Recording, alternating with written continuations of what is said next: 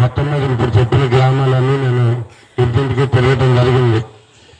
ప్రతి గ్రామంలోనూ ఇందాక పెద్దలు చెప్పినట్టుగా సమస్యలు మీరు ఉన్నాయి.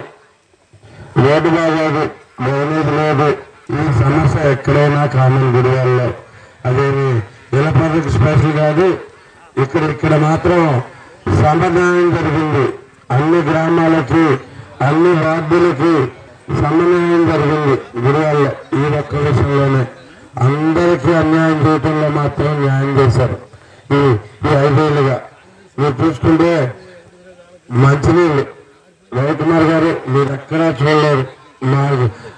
మా గ్రామాల్లో మీరు ఎక్కడైనా వెళ్ళండి, నీరంతా వాడుకునే నీరంతా గ్రీన్గా ఉండదు, ఆకుపచ్చ రంగులో ఉండదు.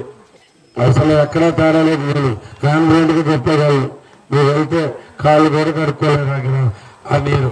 అలాంటి నీరుతోటి మా నియోజకవర్గ ప్రజలందరూ లేదు స్నానాలు చేయాలి, బట్టలు ఎదుక్కోవాలి, అంట్లు అనుకోవాలి, అన్ని ఏదైనా వాడేది మనం. ఇంత దారుణమైన పరిస్థితులు మనం. ఇవన్నీ ఒకటైతే రోడ్ల పరిస్థితి అందరూ చెప్పేదే. మీకు ప్రతి ఒక్కరు గుడివాడ రావడానికి ముందు ప్రతి ఒక్కరు మా రోడ్లు బాగాలేదని నా ఒకటి మీకే చెప్పాను అనుకోండి. మీరేం చెప్తారు, రాష్ట్రం మొత్తం రోడ్లు అలాగే ఉన్నాయని మీరేం స్పెషల్గా అని చెప్తారు కదా. మీరు ఇప్పుడే చూశారు కదా, మా గుడివాడ స్పెషల్ ఒప్పుకుంటారా?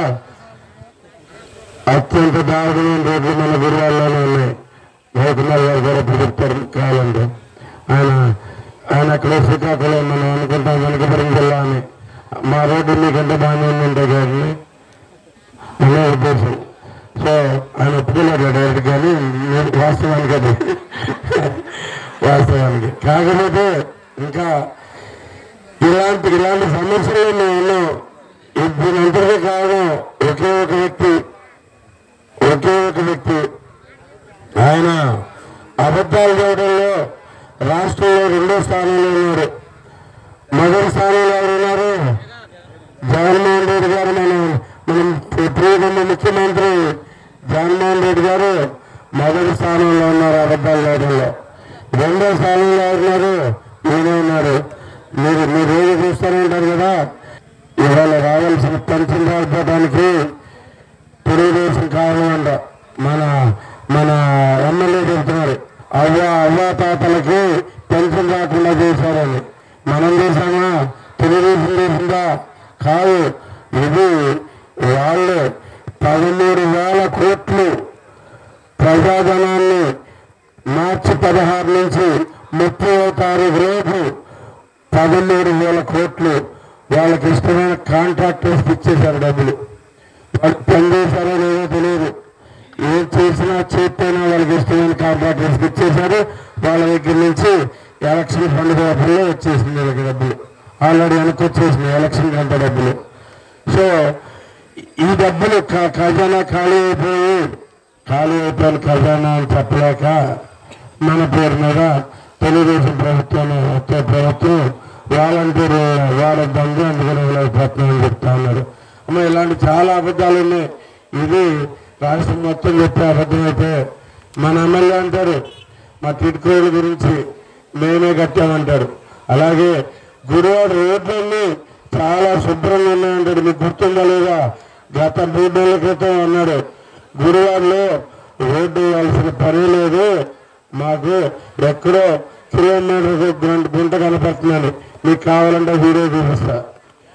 కిలోమీటర్కు ఒక గుంట కనపడుతుంది మన గుడివాడలో. ఇంత దుర్మార్గంగా మాట్లాడగలిగిన వ్యక్తి మన ఎమ్మెల్యే ఒక్కడే. ఎందుకంటే గుంట కాకుండా తారు రోడ్డు కనపడుతున్నాయి మనకి ముఖ్యమైనది. పైగా మీ రోడ్డు చూస్తానైనా నేను వచ్చిన దగ్గర నుంచి 1 సంవత్సరం అయింది. ఆ రోడ్లో ప్రయాణించిన మీ అందరికీ చేతులెత్తి నమస్కారం చేయాలి. నిజంగా ఆ రోడ్డులో మీరందరూ ప్రయాణిస్తున్నందుకు. ఎన్ని ప్రమాదాలు జరిగినాయి.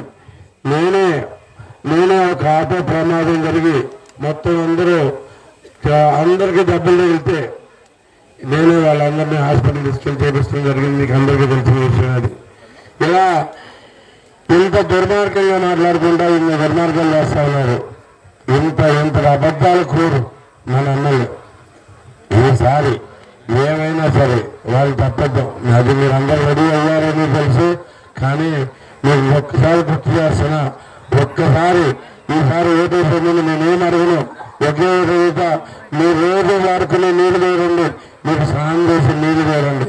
ఆ నీళ్ళు ఆ స్థితిలో ఉండడానికి కారణమైన వ్యక్తిని గుర్తుపెట్టుకొని ఓటేసుకునే ముందు అదొకటి మాత్రం మీరు తప్పకుండా చేయండి. అదే కాకుండా మనం ఇందాక బాధ్యత చెప్పినట్టు మీకు ఇక్కడ మొత్తం ఈ మండలం నందివాడ మండలం మొత్తం చేపల చెరువులు, దానికి రూపాయన్నర కరెంట్ ఇస్తానన్నారు చంద్రబాబు గారు. మాట మీద నిలబడి పెట్టారన్నారంటే అది ఒక్క చంద్రబాబు నాయుడు గారు. ఆయన రూపాయన్నరకే ఇస్తారు, కరెంటు రూపాయన్నరకే వస్తుంది మనకి. సో దానివల్ల మనం బాగుపడతాం. మీరు ఒకసారి గుర్తుపెట్టుకోండి, మీరంతా తెలుసుకోండి. అదే కాకుండా మీరందరికీ గుర్తుండే ఉండాలి, మన చంద్రబాబు గారు వచ్చినప్పుడు ఏం చెప్పారు, ఈ మండలాన్ని నేను ప్రత్యేకంగా రిక్వెస్ట్ చేశాను, ఆయన్ని ఆక్వా హబ్ కింద తీర్చిదిద్దుతానని చెప్పేసి మనకందరికీ మాట ఇచ్చారు. ఈ రెండింటి వల్ల మన మండలం చాలా అద్భుతమైన ప్రగతిని సాధిస్తుంది. మీరందరూ అర్థం చేసుకోండి. ఇక్కడ ఎలపరు, కాలంపేట ఈ గ్రామాల నుంచి అత్యధికంగా హైదరాబాద్లో ఉన్నవాళ్ళు ఉన్నారు. ఏమైనా అత్యధికంగా అంటే మీరు అభివృద్ధి సాధిస్తున్నారు, మీ సొంత కాళ్ళ మీద మీరు నిలబడితే మొదలెట్టారు. ఇంకా మొదలెట్టి ఇంకా చూసుకోవాలి, ఇంకా ముందుకెళ్ళాలంటే మన చంద్రబాబు గారిని గెలిపించుకోవాలి. ఎందుకంటే బీసీ కార్పొరేషన్ ద్వారా 1,50,000 కోట్లు మన బీసీ వర్గాలకి ఖర్చు పెడతానని చెప్పేసి చంద్రబాబు నాయుడు గారు ప్రకటించారు. దానివల్ల లాభం ఏంటో తెలుసా, ప్రతి ఒక్కరికి సొంతగా పని చేసుకునే అవకాశం వస్తుంది. వీళ్ళని లోన్లు వస్తాయి. ఇంతకుముందు ఎలా ఉండేది ఒకసారి గుర్తు తెచ్చుకోండి. బాబు గారి హయాంలో అవన్నీ జరుగుతుందని చెప్పేసి తెలియజేస్తా ఉన్నాను. ఇదే కాకుండా ఇక్కడ ఆల్రెడీ మా అన్న రావు వెంకటేశ్వర గారు ప్రకటించారు వ్యవసాయ భూముల గురించి.